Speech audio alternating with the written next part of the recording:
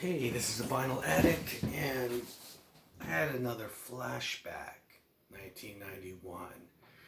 And so here's 20 albums from 1991. There's really no particular order why this is here, just random shit. And so let's just get this out of the way, okay? What else do you have to hear that you haven't heard before about this album when we think of 1991? So, number 20, Nevermind, Nirvana. Because I want to kind of show some, some weird shit that, we don't really hear about in 1991. And so I just kind of pulled out some of those kind of albums. And one of them is Slint, Spiderland, which this was like their second album, kind of like the beginning of kind of indie rocky kind of stuff. Came out around March of that year, and it was their second album, and they broke up after it came out, or I think before it came out. They have since then, played some reunion shows here and there, but for the most part, yeah, it's a great album. It's like King Crimson of their time. It was just some weird shit. There's only like 6 songs. It runs at around 45 minutes. Some weird kind of experimental guitar, kind of ambient kind of shit. Check it out.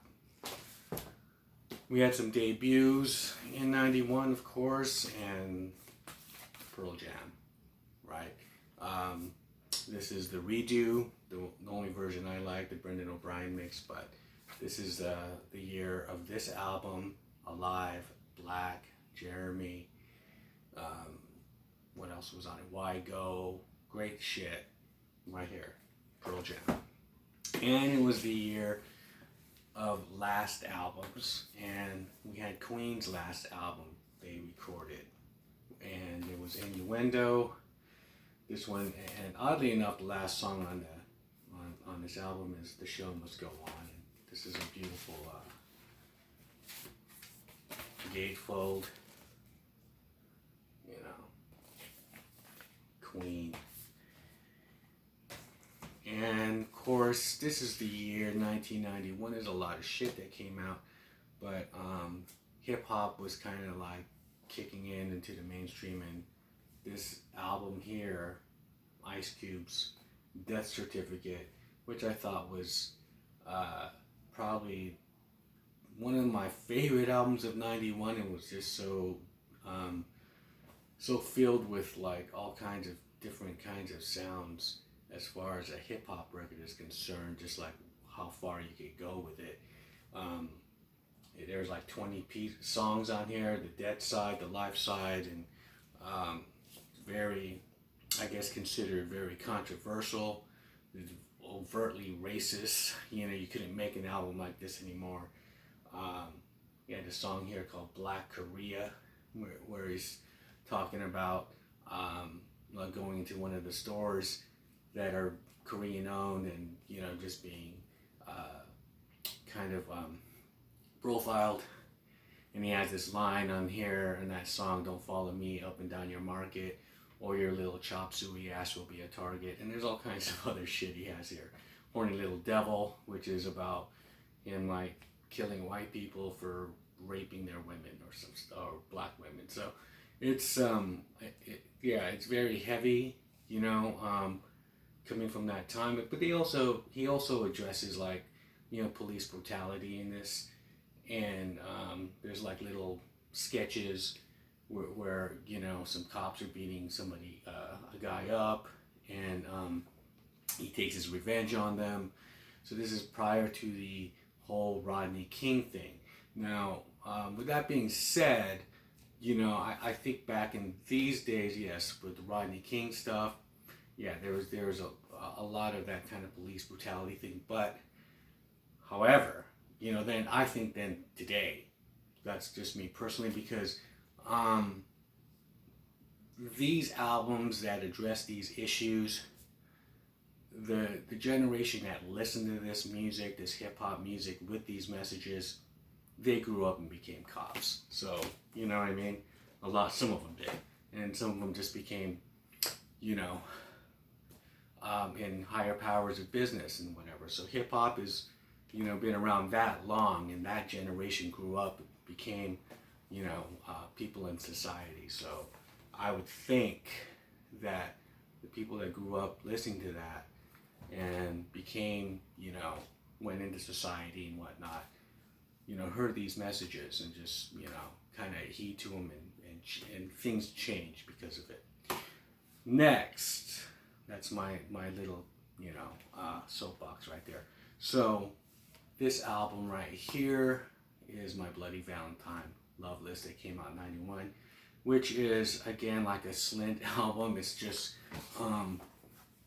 these albums, this album is very influential, and from, you know, in the alternative music scene. And what this guy does with his guitars and layering them, and is just kind of like something I've never heard before, or anyone has heard before. And it's one of those albums you just got to check it out for yourself. But it's like the Velvet Underground album, right? It's just like, it only sold, like the Banana album, it only sold like, you know, a handful. But everyone who owned that album started a band, as they would say. And this is one of those albums like that. So if you're looking for something fully analog cut, you know, just kind of just wanted to sink your teeth into something different, and something that, you know, just trying to get away from the normal kind of music that you're listening to, you know, this is where to go. This and Slint, but here. And let's see what was popular at that time. This one, Bryan Adams, Waking Up the Neighbors. This was a great album. It was produced by Robert John Mutt Lang.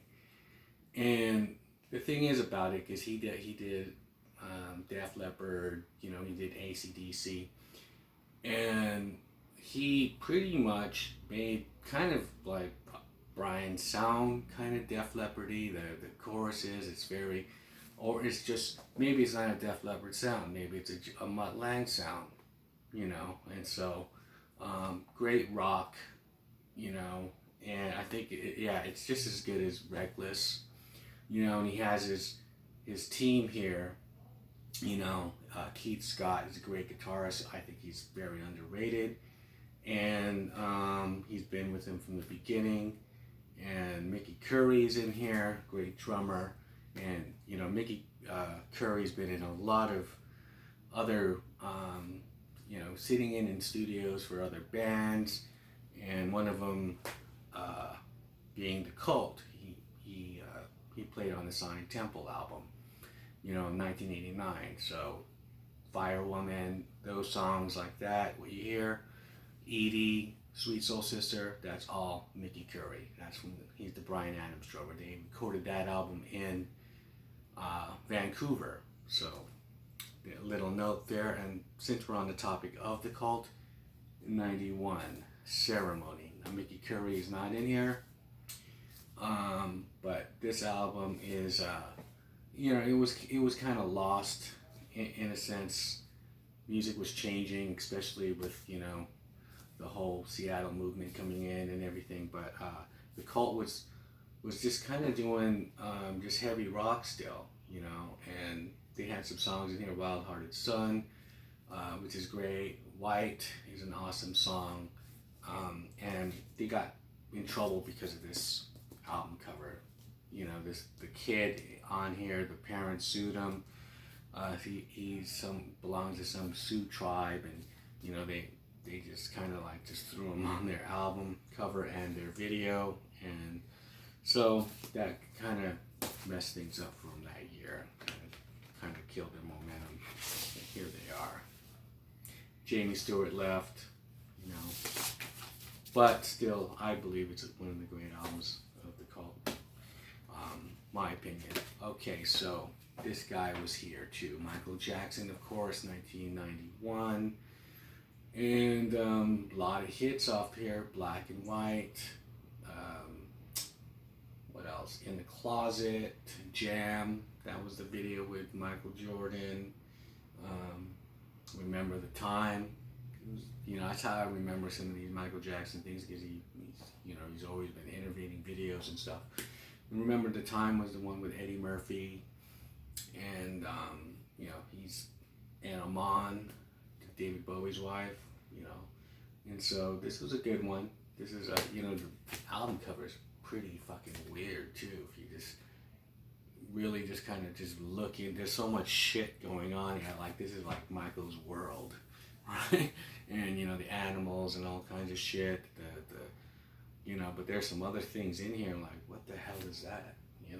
But if you got some time on your hands, just pick this up and kind of just like fucking zone out for a while. So, Prince of Darkness was back in '91 with No More Tears, Zakk Wylde on guitar, Mike Inez and Randy Castillo on drums. Great lineup.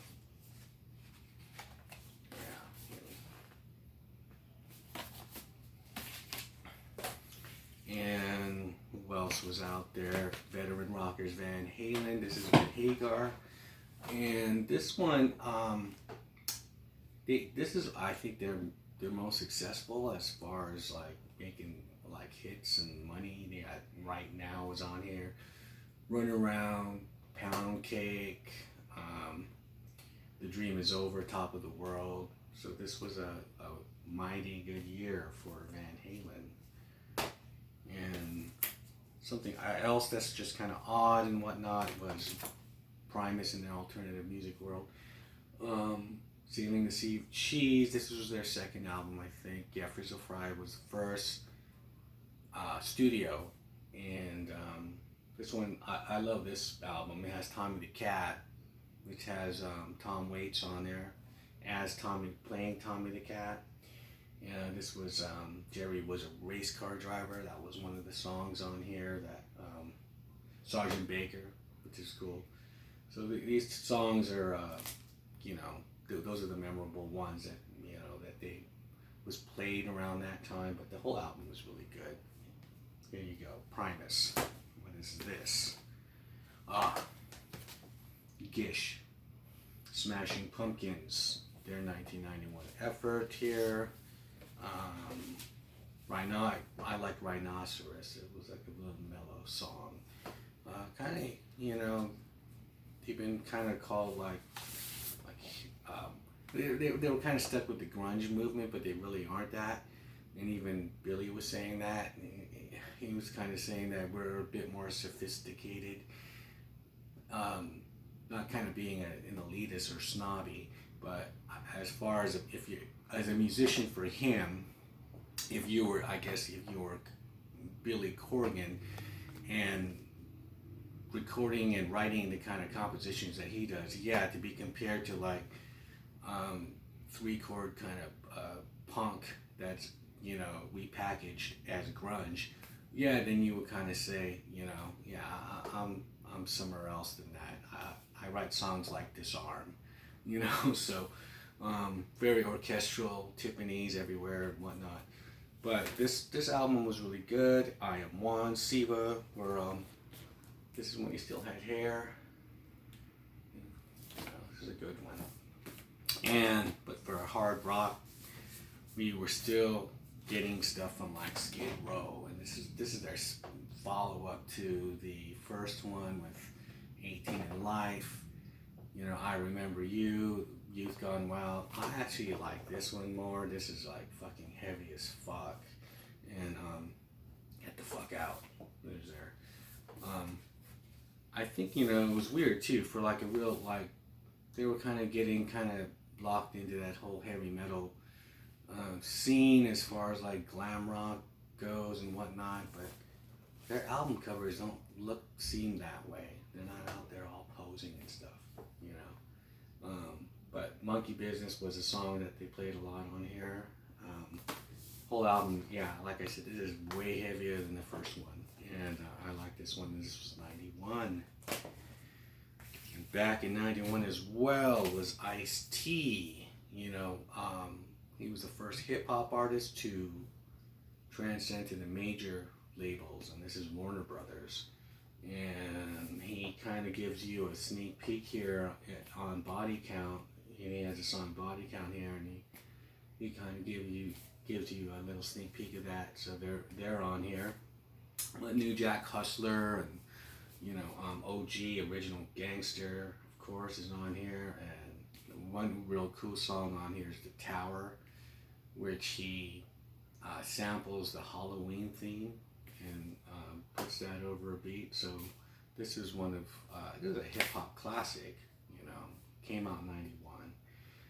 Unfortunately, later on, Warner Brothers Records will not stand behind him, as he was banned or censored and all kinds of stuff for Cop Killer, which is an anti police brutality song if you read the lyrics. But people had their agenda, and so they threw him under the bus, and his label didn't care. So that's how things are. 91 also brought us the return of U2 with Octoon Baby. And when they left us, they were this Joshua Tree, very earnest type of band. They're, rattle and hum. They did the whole movie theater thing, and probably, there's not that many bands that do movie theater kind of movies, like a Song Remains the Same, or, by Zeppelin, and, Pink Floyd's The Wall, or, the Who, of course the Stones had some, well, of course, Let's Spend the Night Together. And, I can't, you got Justin Bieber making movies and stuff like that, and mainly pop stars, but not really, rock bands. That'd be nice if there was a great rock band that, a company could, film. But getting back to this is they kind of just went to Europe and went to Honda Studios, where David Bowie recorded Low and a lot of his Thin White Duke stuff, and they came back with a new sound and a new look. I think it's one of their last best albums. It's they put some industrial stuff in there and just some weird shit, and it's not. Yeah, they really fucking for a band that was at their level of filling stadiums out here. Where do you go? Do you just put out the same Joshua Tree album, or no? You just got to take a chance and do something like this. And they went from the black and white to the color. So this had Even Better Than the Real Thing, One, Who's Gonna Ride Your Wild Horses, The Fly was the intro single before the album came out, Mysterious Ways, and my favorite number on here was Until the End of the World. It's just very as far as the guitar playing, I love that riff he does on here. It's just really cool. And Acrobat, some of the more darker stuff near the end of the album. So this one was a good surprise for '91. And then there were Soundgarden's second as far as major label albums are. They did Louder Than Love, and then they did this album on A&M, and it was on the cusp. But they always, that's that whole thing about grunge. It's just you think if it's a real genre, there would be something that kind of binds all the artists together that sound the same, but this does not sound like Nirvana. This does not sound like Pearl Jam. This doesn't sound like Mudhoney, and it sounds like totally something else. So if I said country music, then I could bring up Merle Haggard. Yeah, it kind of sounds like George Jones. They'd have some, kind of musicality that's kind of coherent, and that kind of brings them all together. But that whole I would just say the Seattle thing, other than this genre, because the genre doesn't sound fucking the same.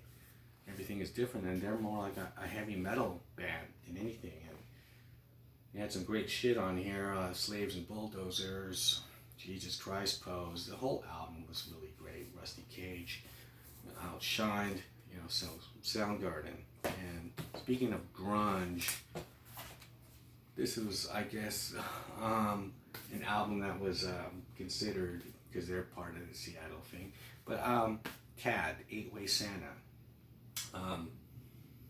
This album just fucking rocks. It doesn't even, this, like I said, doesn't even sound like those other bands, and here we go. Look at these guys. Tad Doyle. It's that guy right there. And this is not the real album cover. This is the original album cover was banned, and so I just got this one. But you want to check out a real great Seattle band from 1991, which is the Sub Pop label too, Tad, Eight Way Santa. And what was going on as well, coming down, this is this number two here, is Prince and the New Power Generation. This came, so much shit going out there. Prince was out there with a new band, New Power Generation, and there was big hits on here. Get Off was the first one, Cream, and of course the title track, Diamonds and Pearls, which he sang with Rosie Gaines. And